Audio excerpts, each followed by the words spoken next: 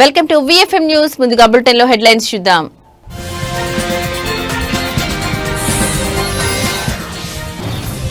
స్థానిక సమరమే లక్ష్యం. ఈ నెల 15న కామారెడ్డిలో కాంగ్రెస్ భారీ బహిరంగ సభ.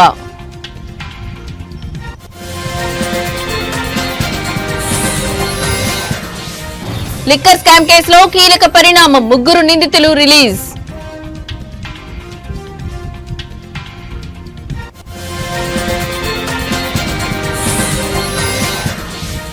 వరంగల్లో థ్రిల్లర్ సీన్. భారీ వర్షంతో వరదలలో చిక్కుకున్న బస్సులు.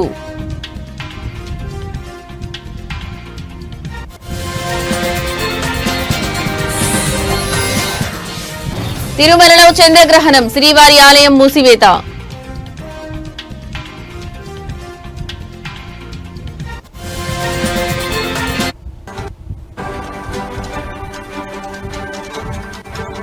ఏమైంది?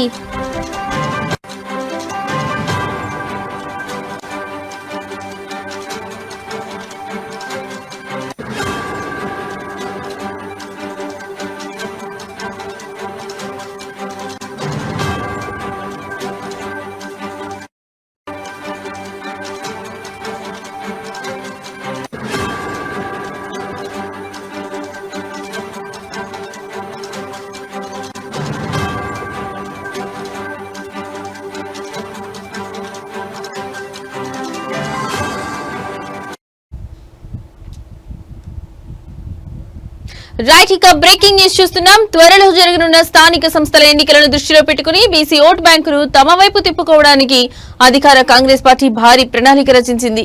బీసీలకు 42% రిజర్వేషన్లు కల్పించే దిశగా ప్రభుత్వం తీసుకున్న చర్యలను ప్రజల్లోకి బలంగా తీసుకెళ్లేందుకు ఈ నెల 15న కామారెడ్డిలో బీసీ డిక్లరేషన్ విజయోత్సవ సభను అత్యంత ప్రతిష్టాత్మకంగా నిర్వహించాలని నిర్ణయించింది. ఈ సభ ద్వారానే స్థానిక ఎన్నికల ప్రచారానికి శంఖారావం పూరించాలని భావిస్తోంది.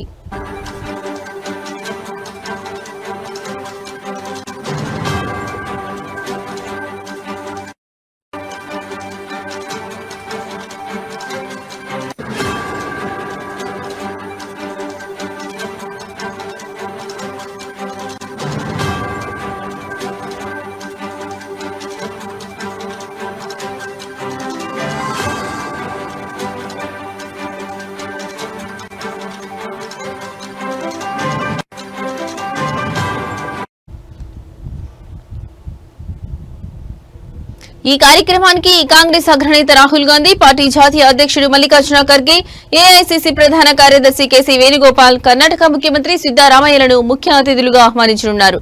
1,00,000 మందికి పైగా జన సమీకరణ చేసి ఈ సభను విజయవంతం చేయాలని రాష్ట్ర నాయకత్వం లక్ష్యంగా పెట్టుకుంది.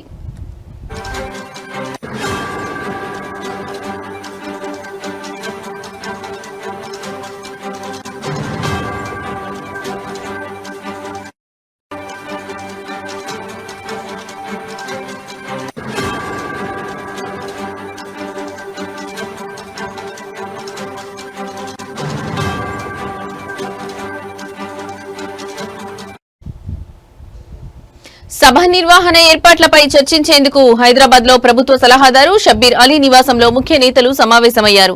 ఈ భేటీలో పీసీసీ అధ్యక్షుడు మహేష్ కుమార్ గౌడ్, మంత్రులు పొంగిరెడ్డి శ్రీనివాసరెడ్డి, సీతక్క పాల్గొని జన సమీకరణ సభ ఏర్పాట్లపై చర్చించారు. దీనికి కొనసాగింపుగా ఆదివారం కామారెడ్డి పట్టణంలో మరో ముఖ్యమైన సన్నాహక సమావేశం జరగనుంది. ఈ సమావేశంలో ఉమ్మడి నిజామాబాద్ జిల్లాతో పాటు సమీపంలోని కరీంనగర్, మెదక్, సిద్దిపేట జిల్లాల మంత్రులు, ఎమ్మెల్యేలు, ఎమ్మెల్సీలు, డీసీసీ అధ్యక్షులు పాల్గొంటారు. అనంతరం పీసీసీ అధ్యక్షుడు, మంత్రులు సభ నిర్వహణకు అనువైన స్థలాన్ని పరిశీలించనున్నారు.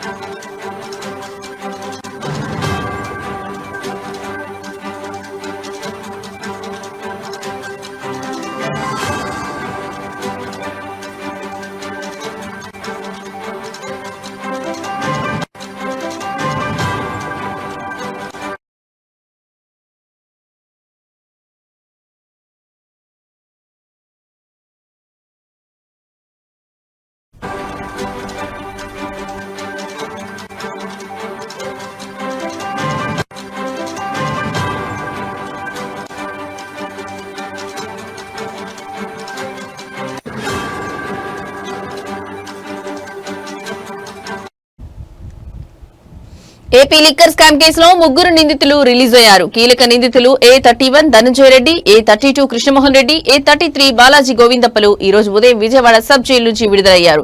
జైలు వద్ద 3 గంటల హైడ్రామా తర్వాత నిందితులు విడుదలయ్యారు.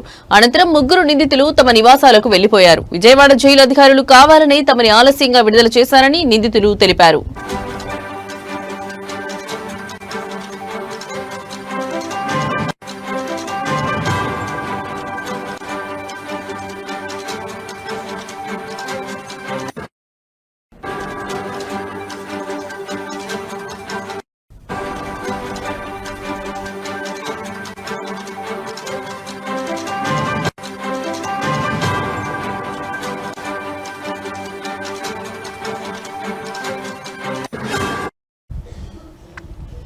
లిక్కర్ స్కామ్ కేసులో కీలక నిందితులు ధనంజయ రెడ్డి, కృష్ణమోహన్ రెడ్డి, బాలాజీ గోవిందప్పలకు విజయవాడ ఏసీబీ కోర్టు శనివారం బెయిల్ ఇచ్చిన విషయం తెలిసిందే.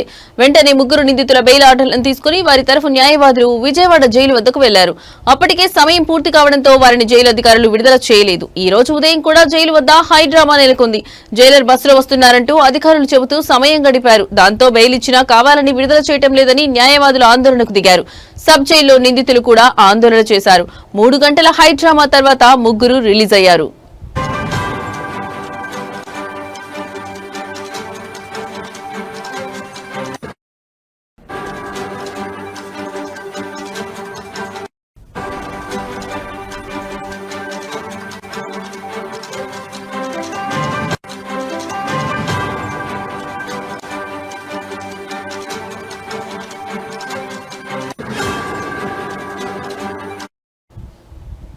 ముగ్గురు నిందితులకు ఏసీబీ కోర్టు ఇచ్చిన బెయిల్ ను సవాల్ చేస్తూ హైకోర్టులో ప్రభుత్వం హౌస్ మోషన్ పిటిషన్ దాఖలు చేసింది.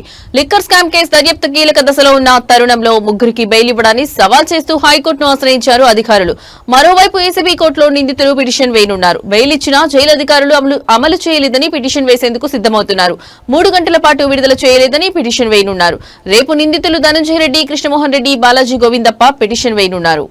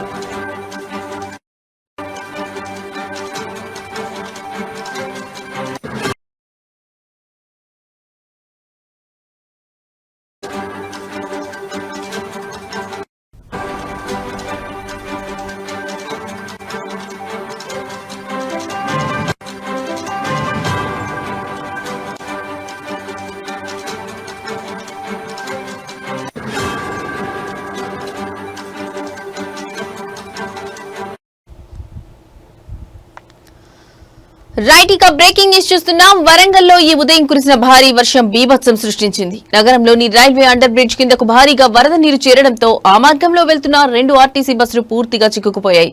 బస్సుల్లో ఉన్న సుమారు 100 మంది ప్రయాణికులు ప్రాణభయంతో ఆర్తనాదాలు చేయడంతో ఉద్రిక్త వాతావరణం నెలకొంది.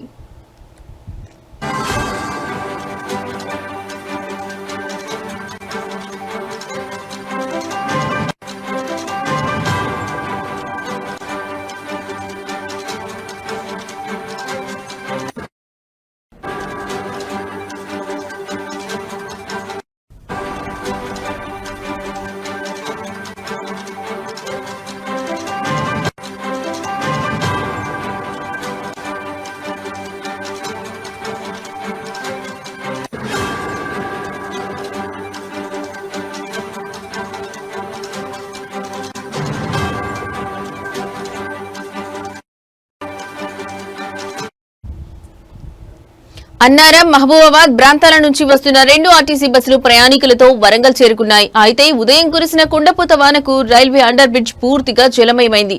లోతును అంచనా వేయలేక ముందుకు వెళ్లిన బస్సులు వరద నీటిలో చిక్కుకోవడంతో ఇంజిన్లు ఆగిపోయి మధ్యలోనే నిలిచిపోయాయి. నీటి మట్టం క్రమంగా పెరుగుతుండటంతో బస్సులోని ప్రయాణికులు తీవ్ర భయాందోళనకు గురై కేకలు వేశారు.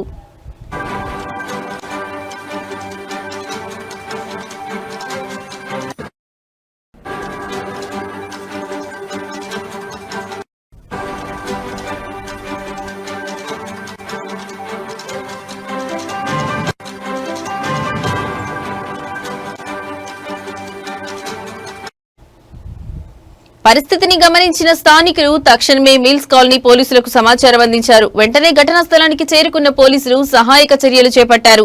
స్థానికుల సహకారంతో ఒక పెద్ద తాడును బస్సుల వద్దకు చేరవేసి దాని సహాయంతో ప్రయాణికులను ఒక్కొక్కరిగా సురక్షితంగా బయటకు తీసుకొచ్చారు. సుమారు 100 మందిని కాపాడడంతో అందరూ ఊపిరి పీల్చుకున్నారు.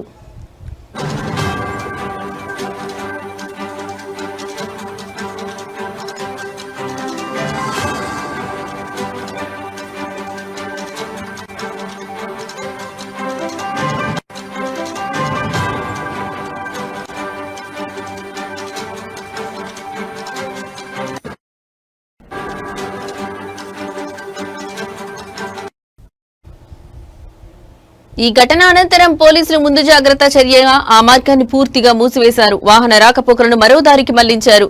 పోలీసుల సత్వర స్పందనతో పెను ప్రమాదం తప్పిందని ప్రయాణికులు స్థానికులు తెలిపారు.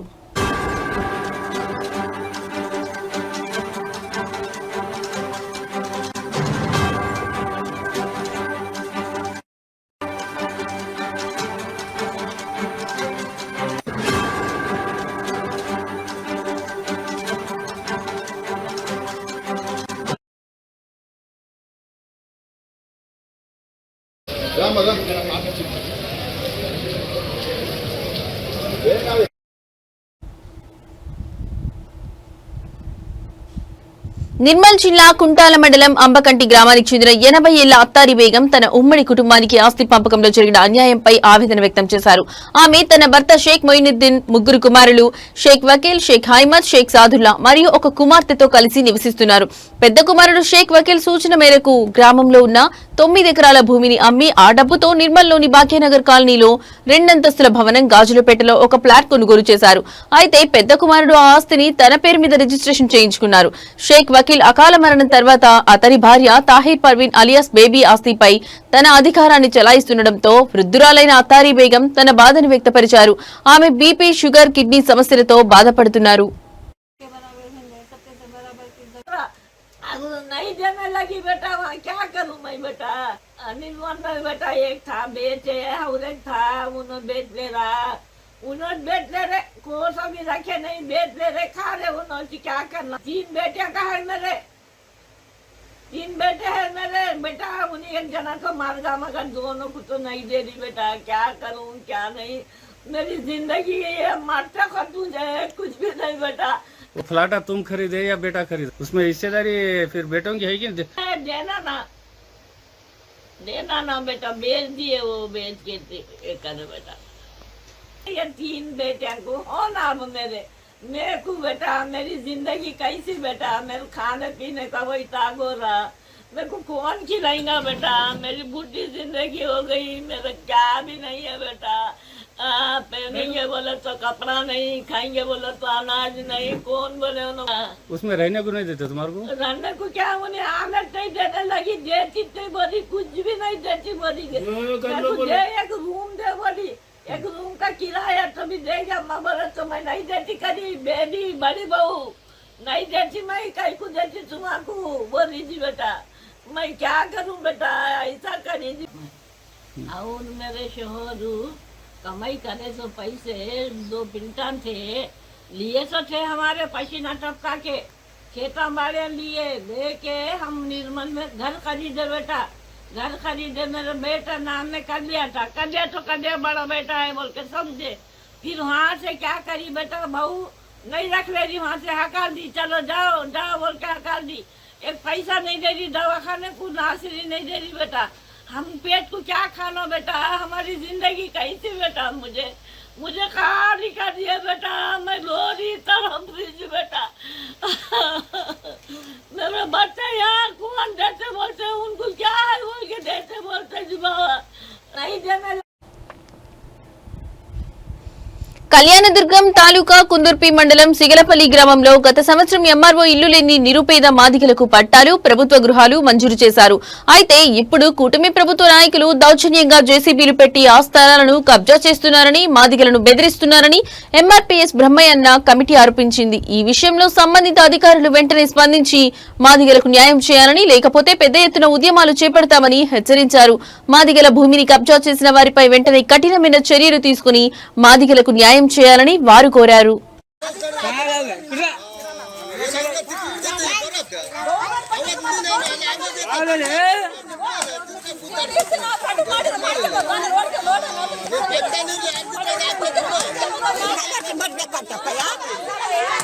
కలెక్టర్ వస్తారు నోటుకు వచ్చి మాట్లాడతా.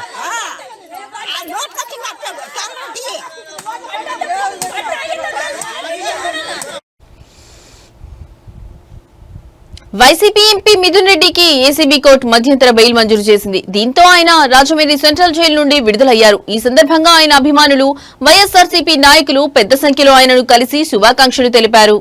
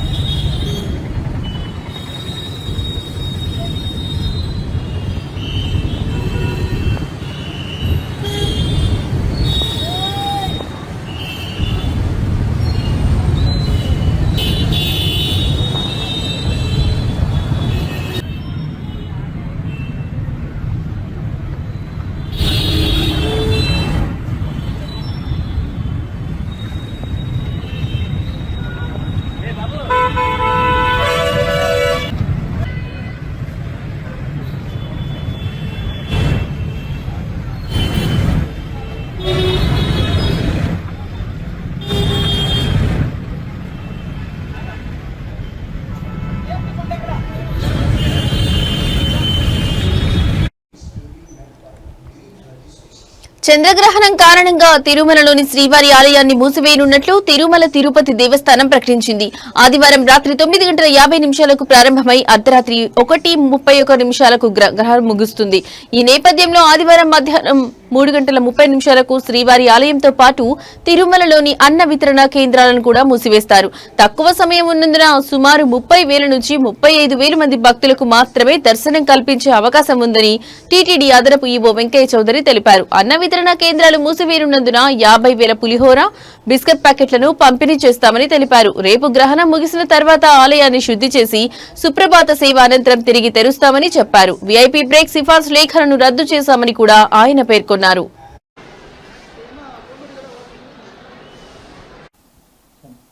ఓం నమో వెంకటేశాయ.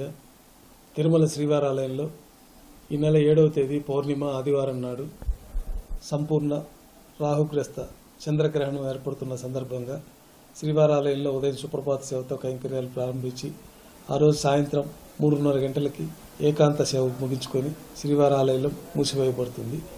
తిరిగి మరుసటి రోజు సుప్రభాత సేవతో శ్రీవారాలయం శుద్ధి పుణ్యావచన కార్యక్రమాలు పూర్తయిన తర్వాత యథావిధిగా కైంకర్యాలు ప్రారంభమవుతాయి. ఈ రాహుగ్రస్త చంద్రగ్రహణం రాత్రి 9:50 ప్రారంభమవుతుంది. తిరిగి తెల్లవారుజామున 1:30 గ్రహణం సంపూర్ణమవుతుంది. ఈ గ్రహణం కుంభరాశిలో జరుగుతుంది. శతభిష నక్షత్రము, ఉత్తరాభాద్ర నక్షత్రం వాళ్ళు ఈ గ్రహణాన్ని సందర్శించకుండా ఉండడం మంచిది. ఈ గ్రహణ కాలంలో శాంతిలు, జపాలు ఇట్లా పూజా కార్యక్రమాలు చేసుకోవచ్చును. భక్తులందరూ కూడా ఈ యొక్క గ్రహణం రోజున శ్రీవారి ఆలయంలో దర్శనం 3:30 గంటలకు పూర్తి అవుతుంది. ఆ రోజు శ్రీవారి ఆలయంలో అన్ని ఆర్జిత సేవలు కూడా రద్దు చేయబడి ఉన్నాయి. కళ్యాణోత్సవం మాత్రం సర్కారు కళ్యాణోత్సవంగా నిర్వహించబడుతుంది. మిగతా పూంజల సేవ, ఆర్జిత బ్రహ్మోత్సవం, సహస్ర దీపాలంకరణ సేవ, ఈ సేవలన్నీ కూడా ఈ చంద్రగ్రహణం సందర్భంగా రద్దు చేయబడి ఉన్నది. యాదాద్రి భువనగిరి జిల్లా మునుగోడు నియోజకవర్గంలోని సంస్థాన్ నారాయణపురం మండల కేంద్రంలో ఉన్న కస్తూరిబా బాలికల పాఠశాలలో 62 లక్షల వ్యయంతో అదనపు తరగతి గదుల నిర్మాణానికి శంకుస్థాపన చేసిన అనంతరం పాఠశాల మొత్తం పరిశీలించారు. మునుగోడు శాసనసభ్యులు కోమటిరెడ్డి రాజగోపాల్ రెడ్డి విద్యార్థినుల సంఖ్యకు సరిపడా తరగతి గదులు, డార్మిటరీ హాల్స్, బాత్రూంలు, టాయిలెట్స్, ప్లే గ్రౌండ్ లాంటి మౌలిక సదుపాయాలు ఉన్నాయా అని ఆరా తీశారు. పాఠశాలలో ఎటువంటి సమస్యలు ఉన్నాయని విద్యార్థులను అడిగి తెలుసుకున్నారు. ప్రతి తరగతి గది, డార్మిటరీ హాల్ లను పరిశీలించి విద్యార్థినుల సంఖ్యకు సరిపడా అదనపు తరగతి గదుల నిర్మాణం, నూతన డార్మిటరీ హాల్స్ తో పాటు 12 మంది విద్యార్థినులకు ఒక్కో టాయిలెట్ బాత్రూమ్స్ చొప్పున ఉండేలా సరిపడా నిర్మిస్తామని హామీ ఇచ్చారు. కస్తూరిబా బాలికల పాఠశాల పరిసరాలని కలియ తిరుగుతూ ప్లే గ్రౌండ్ ఎలా ఉండాలి, ఎటువైపు డార్మిటరీ హాల్స్, అదనపు తరగతి గదులు ఉండాలనే అంశంపై సంబంధిత అధికారులతో చర్చించి పలు సూచనలు చేశారు.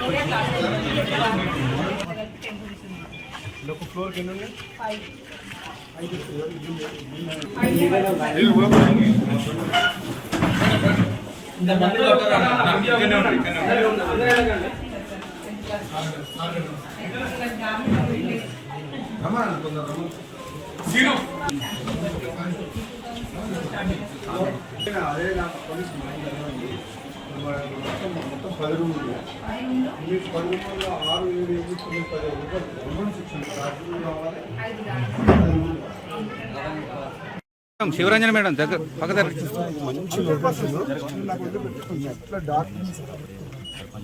ఇక్కడ చూడండి సార్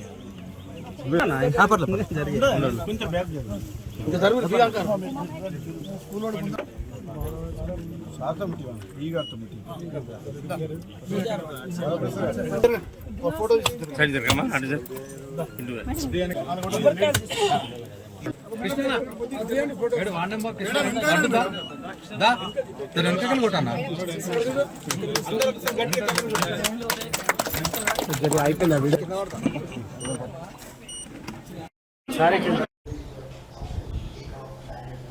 ఏలూరు జిల్లా కొయ్యలగూడెం మండలం గవరవరం గ్రామంలో జనసేన నాయకుడు బాబురావు సెల్ టవర్ పైకెక్కి హల్చల్ చేశారు. తమ గ్రామంలో పంచాయతీ ఎన్నికలు నిర్వహించాలని డిమాండ్ చేస్తూ టవర్ పై నుంచి దూకేస్తానని సెల్ఫీ వీడియోలో బెదిరించారు. 2013 తర్వాత తమ గ్రామంలో ఎన్నికలు జరగలేదని ఆయన ఆవేదన వ్యక్తం చేశారు. పంచాయతీ ఎన్నికలపై కోర్టు తీర్పు ఉండడంతో 2021లో ఎన్నికలు జరగలేదని, ఈసారి జనవరిలో ఎన్నికలు నిర్వహించి జనసేన పార్టీ పోటీ చేయాలని ఆయన డిమాండ్ చేశారు. పంచాయతీపై కేసులు పెట్టిన వారు వాటిని ఉపసంహరించుకోకపోతే దూకేస్తానని బెదిరించారు. స్థానికులు నచ్చజెప్పడంతో బాబురావు టవర్ పై నుంచి కిందకు దిగారు.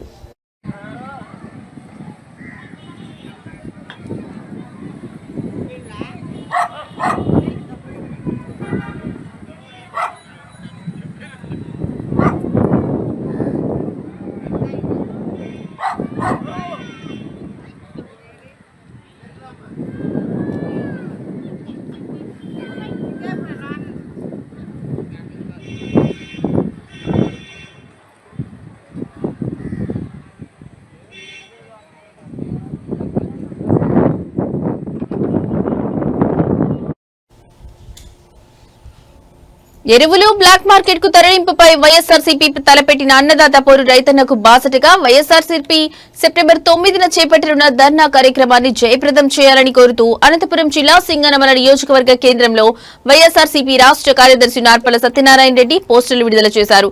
ఈ కార్యక్రమంలో సింగనమల నియోజకవర్గ మండల కన్వీనర్లు, వైఎస్ఆర్సీపీ నాయకులు, కార్యకర్తలు తదితరులు పాల్గొనున్నారు. రైతు పోరు కార్యక్రమాన్ని అందరూ విజయవంతం చేయాలని కోరుకుంటూ, ముఖ్యంగా 9వ తారీఖున రైతులందరూ సమిష్టిగా జిల్లా పరిషత్ కార్యాలయం నుంచి ఆర్డీఓ ఆఫీస్ వరకు ర్యాలీగా వెళ్తూ ఆ కార్యక్రమంలో ఆర్డీఓ గారికి మనమందరం ఒక విజ్ఞాపన పత్రం సమర్పించడం జరుగుతుంది. ముఖ్యంగా ఈ రాష్ట్రంలో ఉన్నటువంటి ఎరువు కొరత, ఎరువుతో పాటు ఇతర ఎరువులను కూడా సరైన ధరకు ఇవ్వాలని, అదేవిధంగా ఎరువులతో పాటు ఈ ప్రభుత్వం వచ్చినప్పటి నుంచి ఈ రైతాంగం తరపున ఒక్క రూపాయి కూడా ఇంతవరకు ఇన్సూరెన్స్ చెల్లించలేదు కాబట్టే గత ఏడాది కూడా ఈ జిల్లా రైతాంగం పెద్ద ఎత్తున వెనుకబడిపోయింది, పెద్ద ఎత్తున దగాబడింది. అదేవిధంగా ఈ సంవత్సరం కూడా ఇంతవరకు కూడా ఇన్సూరెన్స్ చెల్లించమని కూడా చెప్తున్నారు. ఇంతకంటే దుర్మార్గం ఏమైనా ఉందా అని చెప్తా ఉన్నాం. ఇన్సూరెన్స్ చెల్లించి ఉంటే తప్పకుండా కూడా ఈ జిల్లాలోని రైతాంగం బాగుపడేది.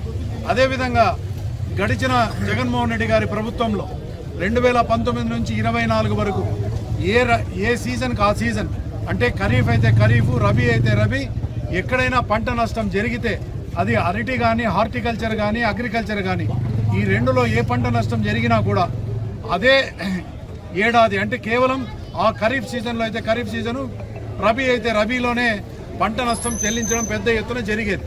కానీ ఈ ప్రభుత్వం వచ్చి ఇప్పటికీ 15 నెలలు పూర్తి అయినా కూడా ఇంతవరకు ₹1 ఇన్పుట్స్ తెలుగుదేశం పార్టీ. ఇవి ఇప్పటి వరకు నా బులెటిన్ అప్డేట్స్. నమస్తే.